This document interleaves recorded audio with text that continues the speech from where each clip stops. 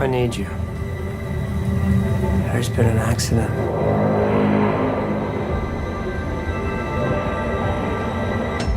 I can take care of everything here. If we met at different times, I mean, like if we didn't know each other. You really got me going tonight.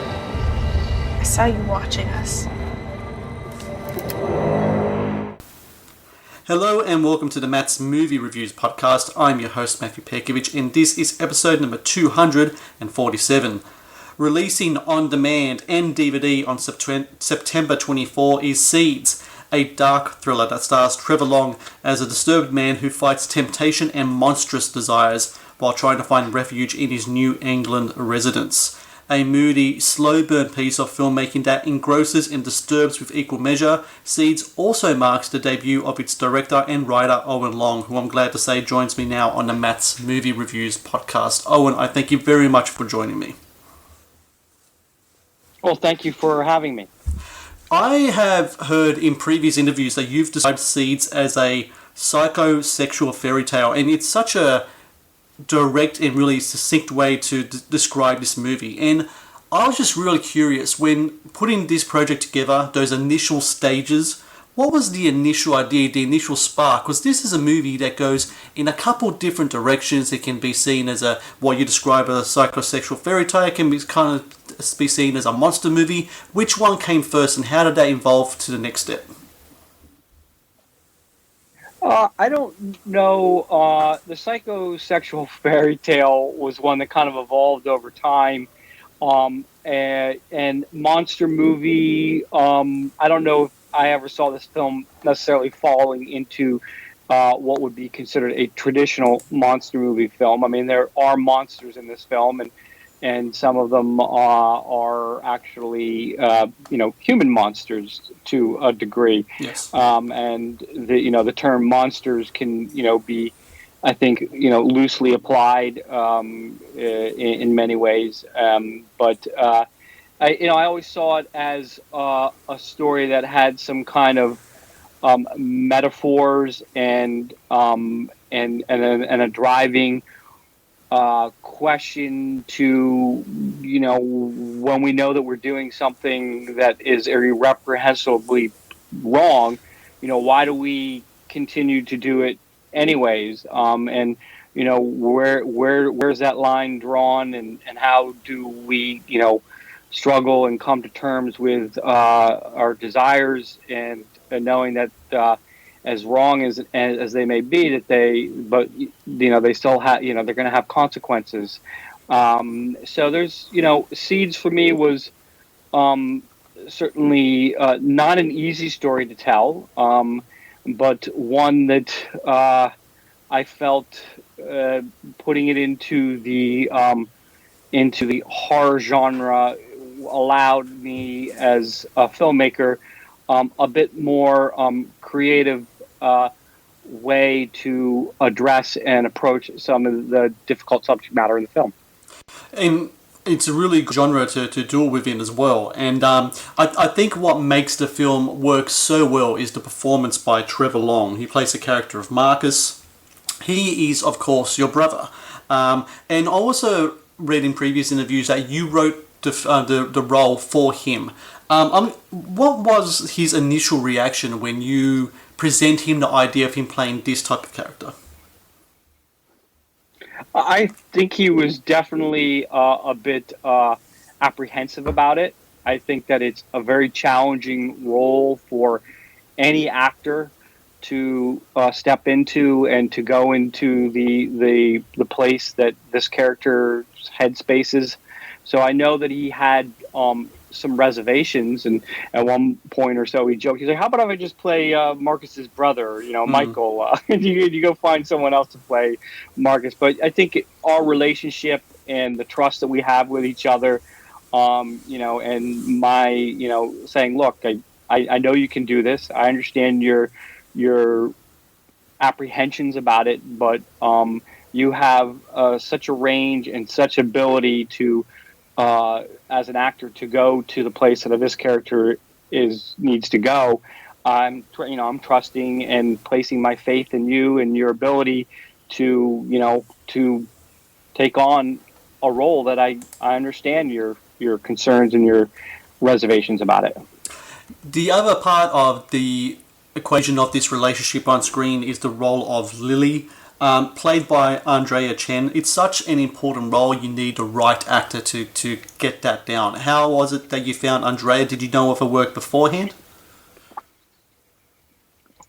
No, it was just kind of one of those serendipitous things that I had actually had another actress from Korea that we were going to come over here and play the role of Lily, and we had some issues with her work visa, and it seemed as though it was going to get delayed, and we were really had everything in motion to shoot, and my DP, who had worked with Andrea before on a previous project, recommended that I meet with her. And she has not had a great deal of experience as an actress, but the DP and I had worked very closely up until production, through principal, through the beginning of the post, not the post, but the before principal photography, and the prepping for everything, and she felt that she might be the right fit. So we met in New York City with my brother and an acting coach that my brother had worked with, actually from Australia, Lindy Davis. I don't know if you're familiar with it at all, but she's based down there, and she happened to be in New York, and the four of us spent some time together for 2 or 3 days, really getting an understanding and a feeling of ultimately, is she going to be able to step in and take on such a difficult role in its own right. So we walked away feeling comfortable about going forward with her, and she stepped in with open heart and an open mind. And I know that she said when she read the script before we met that she just called her agent the next morning and said, "Oh my gosh, I have to play this part." And so she was coming at it from a very excited and eager place to as an actress to step into that role. The relationship between Marcus and Lily is very taboo. It's played out in a suitably kind of creepy way, but it's also, I found it to be really surprisingly sensitive as well. And I think it's really, it says something about you as a filmmaker, that you presented the relationship not in an exploitative way. I think other filmmakers can easily go down that road, and you successfully stayed away from it. I'm just curious, when framing that relationship and put it on screen, what type of safeguards did you have? Did you look to any type of outside influences whatsoever to try, or any regards to different films, different source material, to see how you can present such a relationship on screen without having with having it come across as suitably creepy, but not in any way icky, if you know what I'm saying?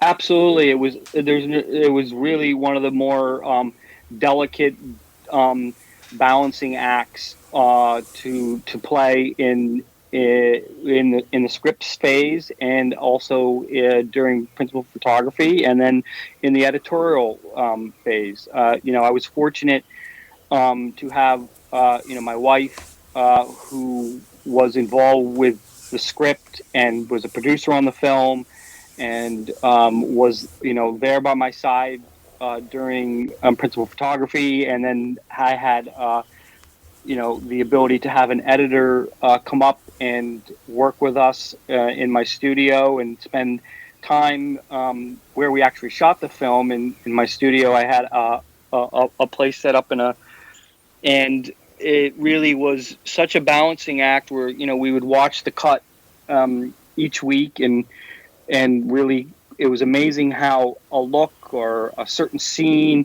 could shift the feeling and the tone of, was Lily the aggressor? Was she a victim?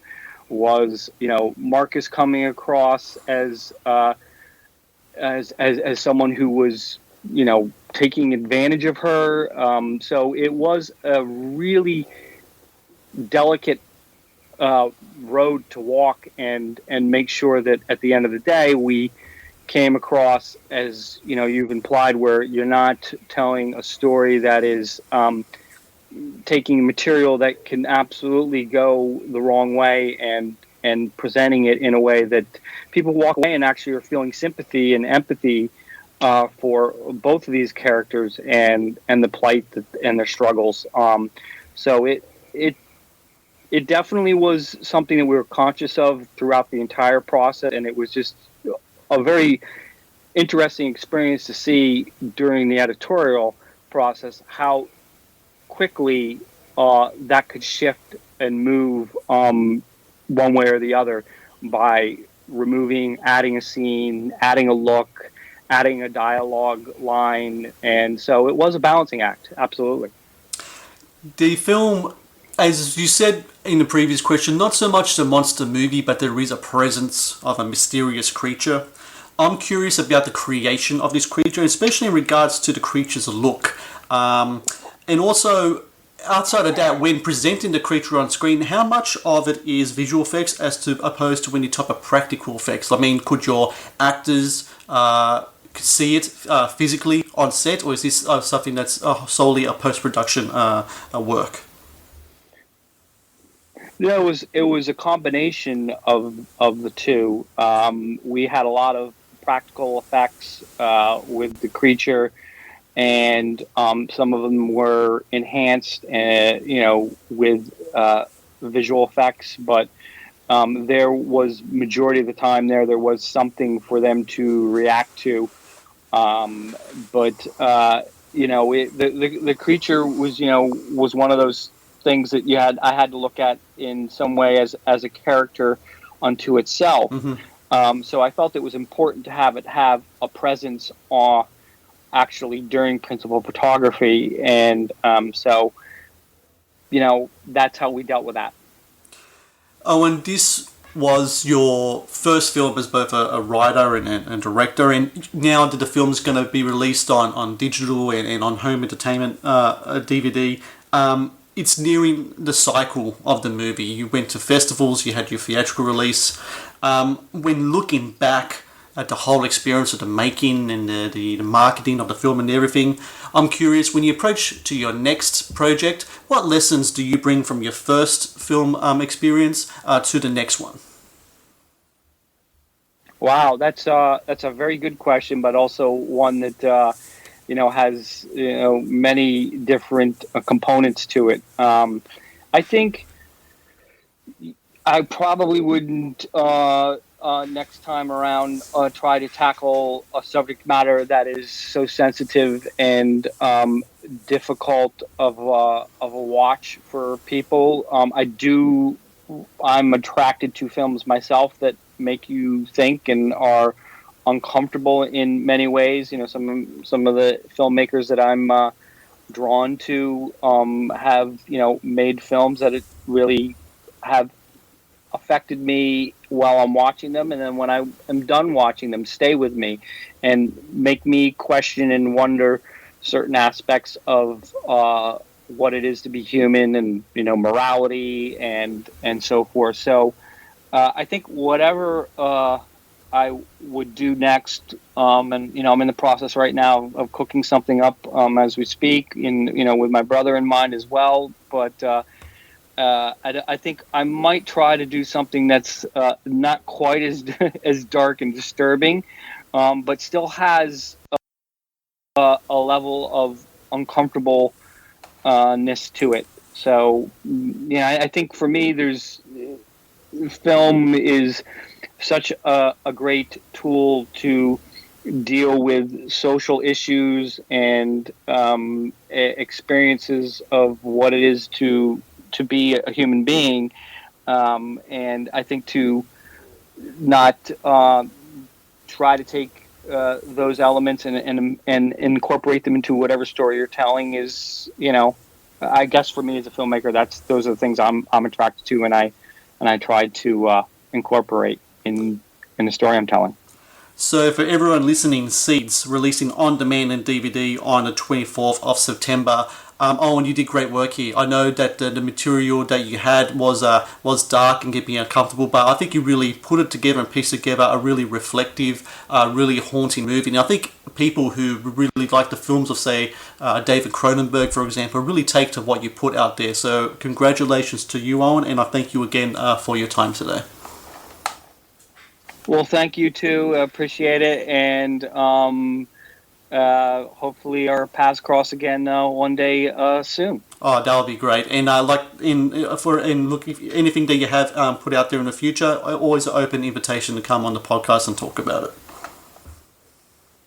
All right. Well, great. Thank you, Matthew, and enjoy the rest of your day. And appreciate for you including me in your program.